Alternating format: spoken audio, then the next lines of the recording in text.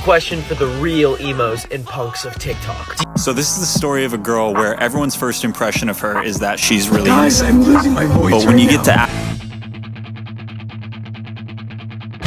I haven't done a video like this, I think ever actually, which is kind of funny because, you know, usually most YouTubers do this, but, you know, I'm not much of a YouTuber anymore at this point. I haven't done this, so, why not? Because this is something we haven't done. It's been a while now. It's been like, what, a couple of days since I was luckily able to get my, video on TX2 back up because, if you didn't know, originally the video was taken down by his fans. His fans had reported my video as hate speech because of a certain word I said. Now the word isn't even that offensive, especially in the context of TX2 and how he markets himself, but his fans did like I said something like homophobic, but it's like, as a bisexual woman, I can tell you, no, it really fucking isn't what I had said. Especially considering the fact that all of my friends who are LGBT, by the way, like, we all use this word to describe ourselves, to joke around people. But, yeah, so we got taken down, but now it's back up, and I've gotten some entertaining comments on the video.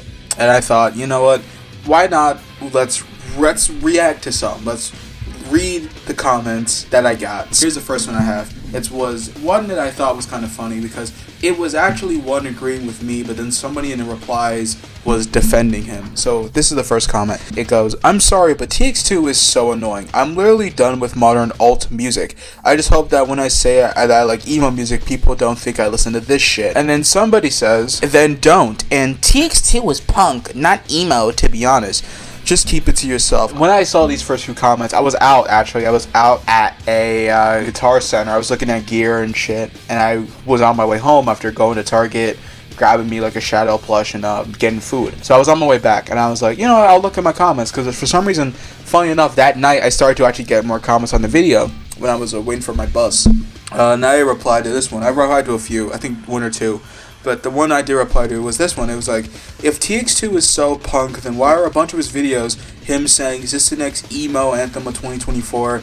And do you want to see me change emo music forever? These are words that came out of his mouth. And that is exactly true. These people calling TX2 a punk artist is really, no. In my opinion, no, I don't think he is. I think he is an absolute fucking sellout and a poser. Now, this is the longest one. This is the main one I did screenshot, and I want to talk about this here. This one I very much agreed with. This is actually my favorite one I agree with from the original upload. It talks like this. TX2 is actually such an interesting topic to talk about because, yeah, he's fucking awful, but I find it so weird that everyone choosing to shit on his music is also being really biphobic. Like, that's what the only thing I respect him for was. I also love Johnny Gilbert and I want him off my For You page. I do like Caroline Carr's music, but only the innocent consent one. I feel like it actually talks about R and SA in a good way. I don't know, I think it's good to talk about these in an actual constructive way that builds towards good shit, or at least improved. So, cool video, dude. So that one was my favorite. And I very much do agree with the settlement. I think, now I haven't seen cases of this, so I don't know exactly where this user was coming from, but to my knowledge, I have not seen people use TX2's music against him to be biphobic. I have not seen that. I'm not saying it doesn't happen, I'm not going to say that, but I have not seen it. Videos of that on TikTok or YouTube at all, so I don't know whether it's, you know, some certain people that hate him offline that do that, but I very much agree with that settlement that he is an interesting topic to talk about because like his music is so bad, but like the one thing you can respect him on, like he also falls flat in that. But the Caroline Carr thing, I think I can agree with that because honestly, I have to give, although I don't like her music, and again, she has allegedly like, you know, abused frogs, I actually think that's a good thing that she actually can talk about these serious topics in an actual good light. Granted, she is a female, and females know to talk about that stuff very better than men do, so that might be a reason. But it's also the fact of like, she came in after TX2, and of course, if you already could tell from the video, she is like a very obvious like trend hopper. So the fact that like someone like her was able to like talk about serious topics in music better than a guy that constantly whines and cries, I think says a lot. And then here's the next one. This one, oh god, I remember this one. This is the longest one. I'm gonna read you this one because this one was really fucking dumb, by the way. This is the one comment where I will read the name of, really. But this will comment, and I quote, it reads like this. "I love TX2. Evan and his entire band helps me and thousands of other people. The early songs covers aren't the best, and he'll tell you that himself. He's come a long way, and we're all proud of it.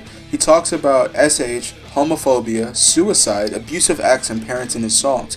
He wants to get those problems heard without making it all sad, but still doing it appropriately. He struggles with depression and trauma dumps on us. He trauma dumps on us, his fans, and we do the same. He's one of the only people who sits down and listens when we need him. So of course we're going to let him do the same. With the goth dummy mommy things, he's making fun of people. If you pay attention to the videos, you can see that he's laughing at people who fetishize this goth and emo people. And of course this is the thing. Oh, and calling him a twink at the beginning in a derogatory way is just messed up. If you don't like him, don't watch him. Here's where we dissect it, because all this comment is bullshit. First of all, yes, while it is true that TX2 does talk about those serious topics, he talks about them in the worst way, period, by just straight up saying it. And it's not like a wrong, but it's like, but there are ways to do it, right? And keep it to know the point. When TX2 talks about a serious topic like this, it sounds fucking corny, and solely because of the way how he markets himself and the fact that the song is just bad instrumentally and lyrically. You want a good example of someone talking about a serious topic like that? Look at Daddy from Korn.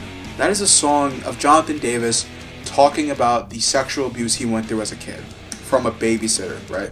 But it's not his actual parents, from a babysitter, right? That song is 10 minutes long, and half of that song near the end is not even lyrics. It is the genuine raw emotion and realness of this hitting Jonathan so hard in the recording he actually breaks down into tears. It's a real moment, and it shows to you how hard it is for JD to talk about these topics. And that happens with a lot of songs by the band, right? That's the difference. And now for the next part. The part that I was mostly mad at, right? When this person commented, he trauma dumps on us, his fans, and we do the same. Now, when I heard that, I instantly knew that, okay, that's fucking weird. And let me tell you why that's fucking weird. Not only does it show that some of y'all have a bit too much parasocialness in you to willingly text your favorite artist about the shit that you've went through. The second problem is you saying that he trauma dumps on you. Because all I will say on that, didn't we call out Colleen Ballinger for the same shit? We called out Colleen because she was venting to her child fans, but also being really weird around them, right? And again, I'm not one to say that TX2 has done some fucked up shit, but when you phrase your comment like that, it makes you wonder what other stuff is he saying to these fans. And the fact that you thought that you would comment that and to think that you could win an argument is flat out retarded, because it just makes both of you look bad. Now we get to the real comments on our newest video, the real upload. Now I want to start with this one. I don't like his music, but this video is just you being butthurt about another person's career.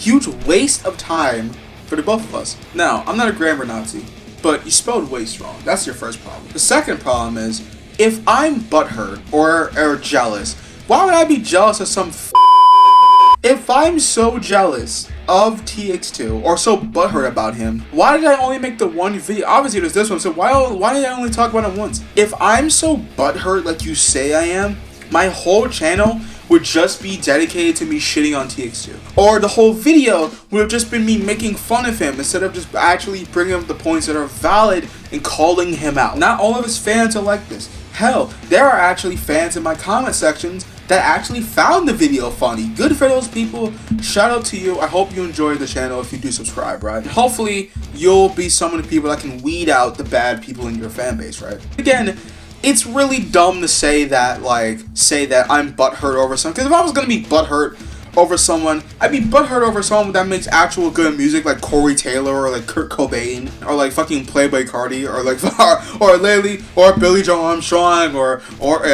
Billy Joe Armstrong or Joe G or John Frey or Red Chili. I could name so many artists, or Gerard Way, like so many artists. I could name so many of people I would actually willingly be jealous of. Because why? Because they're genuinely good musicians.